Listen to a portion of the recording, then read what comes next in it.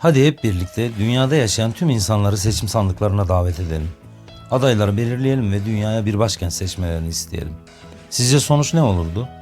Emin olunuz ki dünyanın başkenti ezici oy farkıyla İstanbul seçilirdi. Karadeniz ile Marmara Denizi'ni bağlayan, Asya ile Avrupa'yı ayıran, İstanbul Boğazı'na ev sahipliği yapan eşsiz güzellikteki bu şehir, ekonomi, tarih ve sosyokültürel açıdan dünyanın merkezi olabilecek konumdadır. Son yıllardaki arkeolojik bulgularla Yarımburgaz mağarasında çıkarılan taş aletlerle yapılan incelemelerde insan izlerinin 400 bin yıl öncesine dayandığı ortaya çıkmıştır. Anadolu yakasında yürütülen kazı çalışmaları ve buna bağlı olarak yapılan araştırmalar sonucu ilk yerleşik insan topluluğunun M.Ö. 5500'lere uzandığı görülmüştür. Haliyle dünyanın en eski şehirlerinden biri olan İstanbul, Roma İmparatorluğu, Latin İmparatorluğu, Bizans İmparatorluğu ve son olarak da Osmanlı İmparatorluğu'na başkentlik yapmış, hilafetin 1517 yılında Osmanlı'ya geçmesiyle birlikte de İslam dünyasının merkezi olmuştur. Üzerinde modern plazaların yükseldiği dünyanın en önemli metropollerinden biri olan İstanbul'un altındaysa içinde kaybolacağınız dehlizler ve yeraltı tünelleri bulunmaktadır.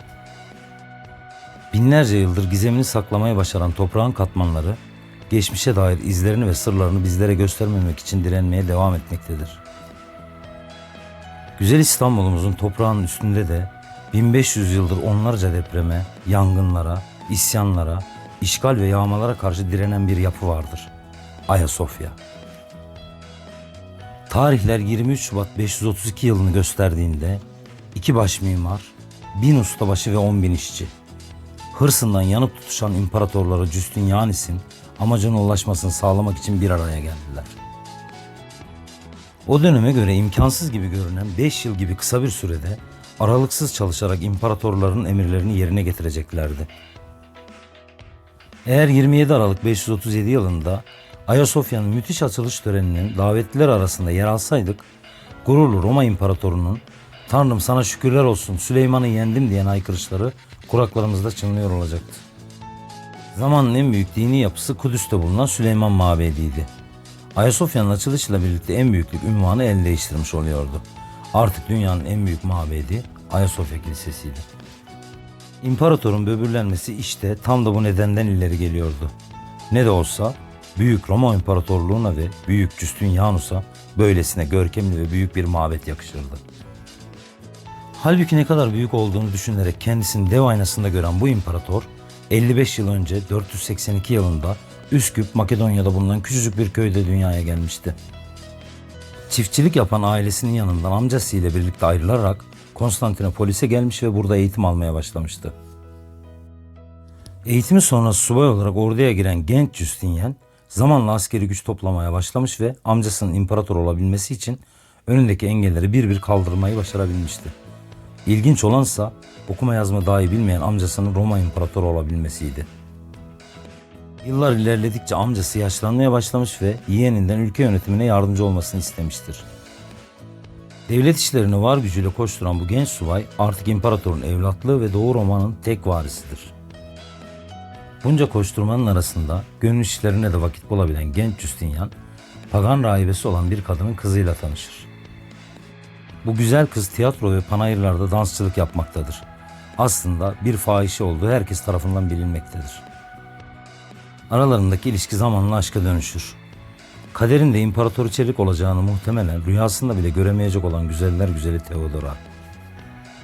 Tabi Justinian imparator olduktan sonra yasaları değiştirerek aşağı sınıftan gelen bir kadınla olan evliliğini hukuken mümkün kılınca rüyalarda bile görülemeyen hayaller gerçek olabilecektir. Nihayet amcasının 527 yılında vefat etmesiyle Justinian 45 yaşında taç giyer ve imparatorluğunu ilan eder. Şimdi Doğu Roma'yı çiftçi bir ailenin çoban oğluyla pagan bir rahibenin dansöz kızı idare etmektedir. Tabii ki bunun da bazı sonuçları olacaktır. Halkın içinden seçkin olan bir kitle 532 yılında "Nika, Nika" yani "Zafer, Zafer" diye bağırmaya başlayarak Sultanahmet'te toplanmışlardır. Ve zamanla 100.000 kişilik devasa bir topluluğun dahil olduğu büyük bir isyanın fitilini ateşlemişlerdir. Öldürüleceğini düşünen imparator Theodoras'ını da yanına alıp gemilerle kaçmaya hazırlanmıştır bile. Ancak tam gemiye binmek üzereyken Theodora bir anda durur. üzerindeki güzel elbiseyi uzun uzun inceler. Şimdi her şeyi ardında bırakıp kaçarak eski hayatıma dönmektense bu güzel elbisenin içinde ölürüm daha iyi der ve gemiye binmeyi reddeder. Bu sözler imparatoru derinden etkiler. 5.000 kişiden oluşan askerlerin başına geçer ve isyan çıkaran 100.000 kişilik halkın arasına dalar. Bu saldırı 30.000 kişinin kılıçtan geçirilerek öldürülmesiyle sonuçlanacaktır. İsyan bastırılır ve cesetler oldukları yere yani Sultanahmet Meydanı'na gömülürler.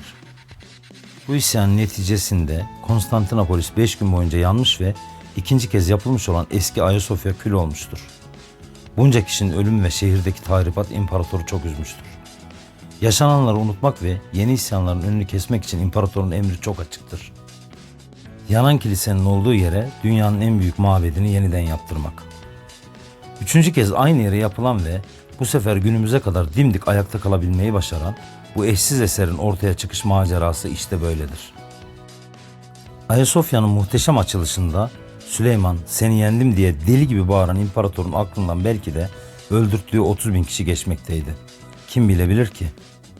Ancak bilinen bir gerçek vardı ki imparator bu isyandan sonra hayatının sonuna kadar hiç kimseyi ölümle cezalandırmamıştır. Böylesine muhteşem bir yapının son derece görkemli olması için imparatorluğun dört bir tarafından en güzel mimari parçalar getirilmiştir. Pagan döneminden kalma sütunlar, mermerler, mozaikler, altın ve değerli taşlardan oluşan onlarca eser mabedin güzelliğine güzellik katmıştır. Gelip geçen yüzyıllar boyunca bu muhteşem eser hakkında çeşitli efsaneler ve rivayetler ortaya çıkmıştır. Elbette insanın doğası düşünüldüğünde bu durum oldukça doğaldır. Örneğin İmparatorluk Kapısı adı verilen 7 metrelik devasa kapıların Cüdü Dağı'na gidip getirilen Hazreti Nuh'un gemisine ait tahtalardan yapıldığı söylenmektedir. İncil'e göre Tanrı'nın tahtını koruduğuna inanılan 6 kanatlı serafim meleklerinden Ayasofya'da 4 tane var. Cennetin kapı bekçileri olarak da görülen bu melekler Ahit sandığının da koruyucuları olarak bilinir. Bu nedenle kutsal Ahit sandığının Ayasofya'da bir yerde gizlendiğine inananların sayısı bir hayli fazladır. Ayasofya'nın orta kıble kapısının üzerinde ise bir tabut vardır. Sarı pirinçten yapılmış olan bu tabutta sakın dokunmayın yazmaktadır. Rivayete göre Kraliçe Sofya'nın yattığı bu tabuta el sürülürse büyük bir gürültüyle birlikte bina sallanmaya başlar. Kubbenin dört bir tarafına resmedilen Cebrail, Azrail, Mikail ve İsrafil olduğu düşünülen meleklerin tabutun koruyuculuğunu yaptıklarına ve tabuta el sürülmesine asla izin vermediklerine inanılıyor. Bir başka şehir efsanesi de Türklerin gelmesiyle birlikte son ayini yarıda bırakıp elindeki kutsal kaplarla görünmez bir kapının arkasında kaybolan papazdır. Kent ne zaman geri alınırsa bu papaz aynı yerden çıkıp ayinine kaldığı yerden devam edebilecektir. Gene rivayete göre Hazreti Süleyman görkemli bir saray yaptırmak istemiştir. Bu saray için emrindeki cinler, periler, devler ve insanlar Elbruz ve Kaf Dağı'ndan çeşitli renklerde mermer ve sütunlar getirmişlerdir. İşte bu malzemeler bulunarak Ayasofya'nın yapımında kullanılmıştır. Hatta yapım aşamasında gene devler çalışmış, birisi de izim kalsın diye avucunu mermere vurmuştur. Mermerdeki elinin izi hala durmaktadır. Keşişlerin çeşitli tılsımlar yaparak korumaya aldıkları Ayasofya'ya Hazreti İsa'nın çarmıha gerildiği haç ve gerdiklerinde kullandıkları çiviler Kudüs'ten getirilip saklanmıştır. İnanışa göre Hazreti İsa 40.000 yıl sonra dünyaya inecek ve ineceği yer Ayasofya olacaktır. Ayasofya'nın içindeki ağlayan sütunsa Meryem Ana'nın evinden getirilmiştir. Hazreti Meryem, Hazreti İsa'nın işkence görmesine dayanamamış ve gözyaşı dökmüştür. Gözyaşlarından bir damlası da başını koyduğu sütuna damlamış, damlamanın etkisiyle sütun delinerek erimiştir. Efsaneye göre terleyen sütun olarak da bilinen deliğe baş parmak sokulup diğer parmaklarla daire çizilirse hastalıklardan korunur ve tüm dilekler kabul olurmuş.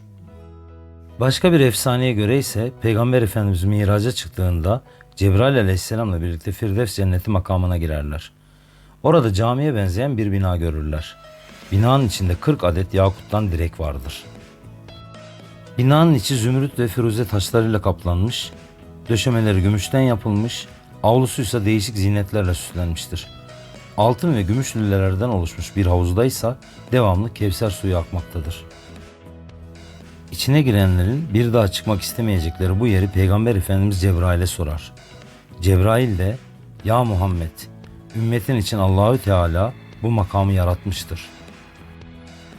Buraya Camiül Kübra yani Büyük Cami derler. Bu makamın benzeri dünyada 3 tarafı deniz, bir tarafı da kara ile çevrili Konstantiniye şehrinde bulunmaktadır. Orada Sofya adında güzel bir makam vardır. Buradaki gördüğün yüce makamın dünyadaki karşılığıdır. Senin ümmetine orada ibadet etmek nasip olacaktır" diye cevap verir. Peygamber Efendimiz Miraç'tan döndükten sonra ashabına Ayasofya'yı anlatır. Her birinin duası bu güzel makamın içinde namaz kılmak olmuştur. Henüz 21 yaşında ya ben Konstantiniye'yi alırım ya Konstantiniye beni alır diyen Cihan Padişahı Fatih Sultan Mehmet Han 29 Mayıs 1453'te İstanbul'u fethederek dünyada yeni bir çağın başlamasını sağlamıştır.